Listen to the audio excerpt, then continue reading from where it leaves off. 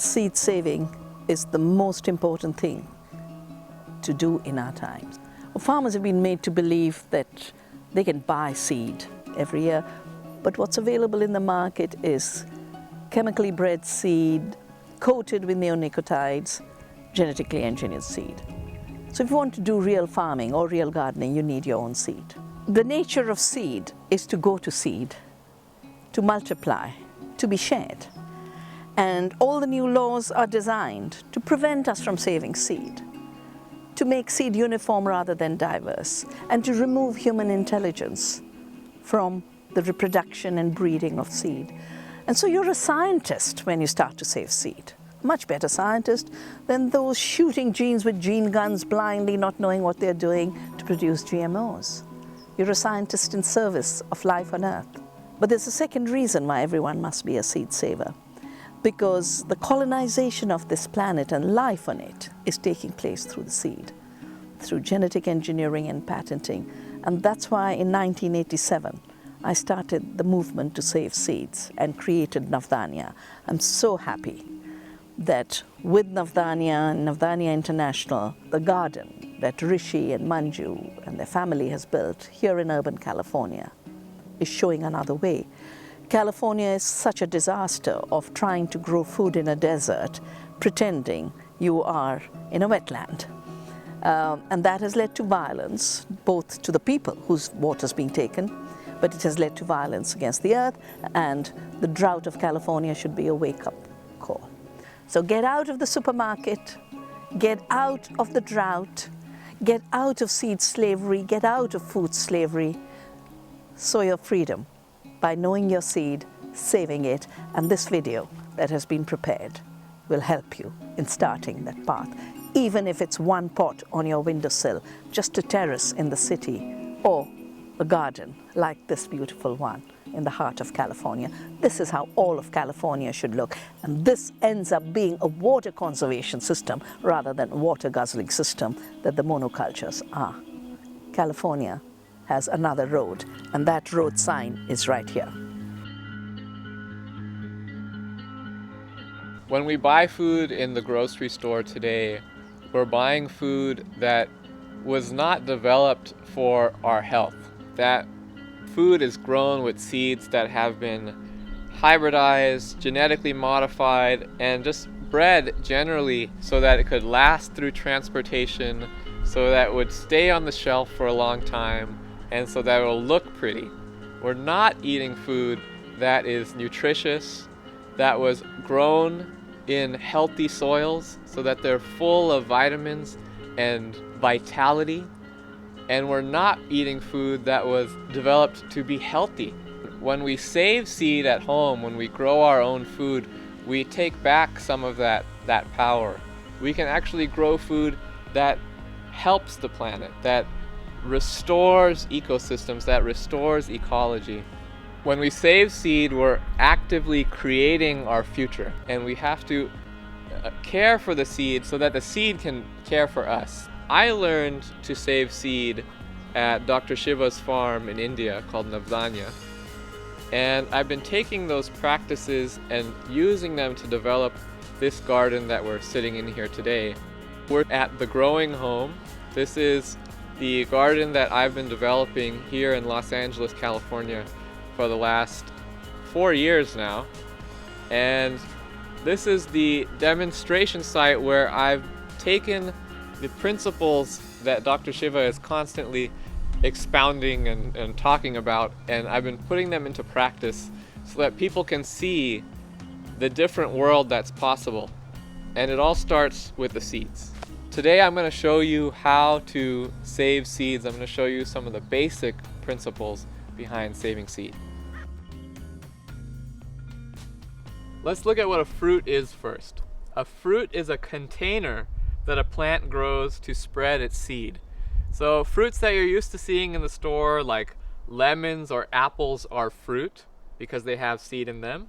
But other plants like zucchini, bell pepper, chilies, these are also fruits because they develop seeds that we can then grow new plants from. When we're harvesting seeds from a fruit, we have to make sure that that fruit is completely mature and that the seeds in it are mature. The way to tell that a fruit is ripe is that it changes color. Chilies will start off green like this, and then eventually they'll ripen to a different color, like these red chilies or these yellow chilies. When they've completely changed colors, I know that the seeds inside of them are ready for me to harvest. Now, actually harvesting seeds from a fruit is really easy because the seeds are already there and they're easy for us to pick out. So I'll start off, I'm going to show you how to harvest a chili seed. All I got to do, I'm just going to cut the top off here and then carefully slice this open just on one side. And when I open it up, these seeds are ready and I can just pull them out, and that's all there is to it. Harvesting pumpkin seeds is just as easy. All right, I'm just gonna take a knife, I'm gonna cut this thing open, and inside here I have the ripe pumpkin seeds. As I'm digging through the pumpkin seeds, I'm looking for seeds that are irregular. So you can see this one here, it's flat, it's dark, it actually has nothing inside of it. So I'm gonna set that one aside and then just keep picking for only the bigger, plump seeds that feel full. It's very, very easy to save pumpkin seeds. I'm gonna show you one more weird thing that we grow here. This is a loofah. And you can eat it when it's small like this, just like a zucchini. And when it gets big and matures, again, it matures, changes colors, then it dries out inside. And you can see here, this is the loofah that you would bathe with. And if I pop off the end here, then the seeds just fall out like that. And those seeds are ready to be planted or stored. So super easy. Harvesting seeds from fruits is the easiest thing to do. Seeds can also grow on flowers, and carrots are one of those plants that produce seeds in the flower head. So when you grow a carrot, first the greens come up and the root develops, and if you don't pick it, eventually it'll send up this tall stalk and this big white umbrella-like flower will form on the top. And that flower head actually has thousands of little flowers in it. And when the bees and the ants and the other insects come and they pollinate those flowers, then each of those flowers will turn into one seed. And when that whole head dries out, it'll end up looking something like this. So this is a dried carrot seed flower head. And each one of these little pieces right here is a seed. Some of the flower heads won't develop good seeds, so you still have to check each flower to see if the seed is good. This seed head is pretty good. You can see the fully developed seeds, whereas this one here, it's kind of black, and when I look at it, the seeds look small and they look like almost rotten. So I'm not going to use the seeds from this flower head. Now I don't want to go through and individually pick off every seed, so what I'm going to do is I'm going to show you a quicker, easy way to harvest the seeds. What you'll need is some kind of sieve, a fine mesh sieve, and it's very, very simple. So I'm going to take the seed head, a seed head that I've seen is fully developed, and I'm just going to crush it between my hands.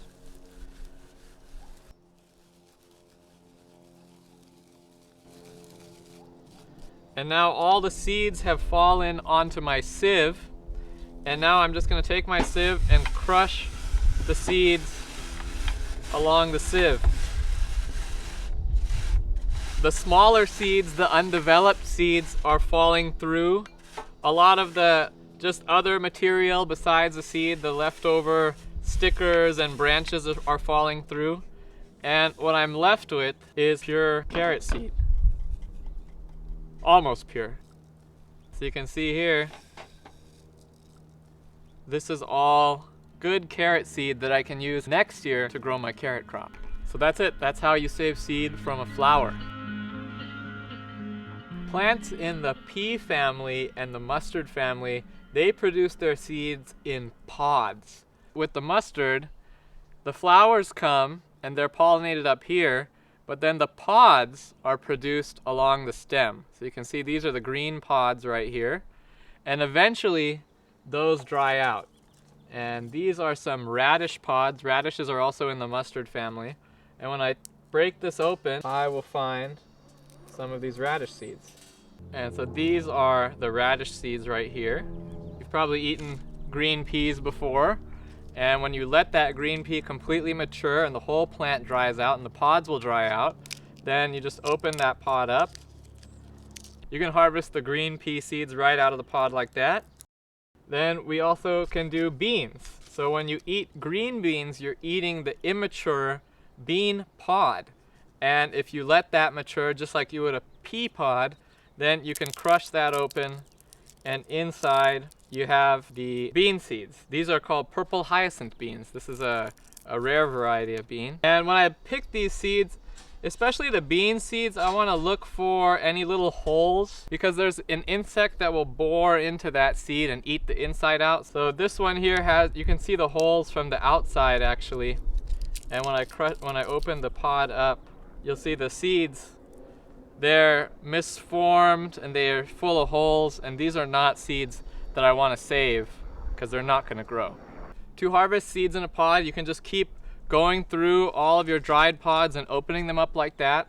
Or if you have a lot, there's a little bit easier way where you take a bunch of pods and you crush them all together. And then once all the seed shells are crushed, then you can just blow everything else away, and what you're left with is your seeds. So now that I've showed you how to harvest all the seeds, now you actually have to save them. You got to put them in a jar and label and mark them. So I'm going to show you inside how we store the seeds for the next season. After you've harvested the seeds, it's really important that you dry them out completely before you put them in something to store them. So we made this drying rack here, and in this drying rack we have all these different trays that have a window screen material at the bottom of them. And that way there's airflow and the seeds can dry out really well. You can make one of these at home, or you can just use a paper towel or a few layers of newspaper, something to absorb the moisture from the seeds. If there's any moisture on the seeds, they could rot and go bad and you won't be able to use them next year. So really important, dry the seeds out. When we put our seeds in our tray like this, we also make a little tag, and on that tag we write the name of the seed, the date it was harvested, where it was harvested from. Was it harvested from our garden or someone else's garden? And the grade. Was it a really good seed, a grade A seed? Or was it a not so good, maybe a grade B or a grade C, something that we would use in case we ran out of other seeds. So put that tag in with the seeds so that you know exactly what's in here, and let it dry out for about a week. Touch the seeds before you store them and just make sure there's no moisture. The other thing you can do is try to break one, and if it snaps really easily and you hear a crisp snap, then it's dried out and it's ready to store. When you're drying out seed, make sure you're drying your seeds in an area that's dry, dark, and well ventilated. That way they dry out quickly and completely, and they'll store for a really long time. Once your seeds are dry, you can put them away for storage. Always store your seeds in glass. Plastic is porous and moisture can get in. Bugs can also eat through plastic, so glass is the best storage option. I'm going to tape my seed label onto my jar and then start to fill in the seeds. The other thing that I can put in here just to make sure that the seeds are safe are a few leaves of dried bay leaf or dried oregano. Any herb that has a really strong smell has a lot of essential oils, because these leaves will keep bugs from living in the jar and from eating your seeds. So they can be a really good lifesaver if you have a lot of seeds and you don't want them to go bad.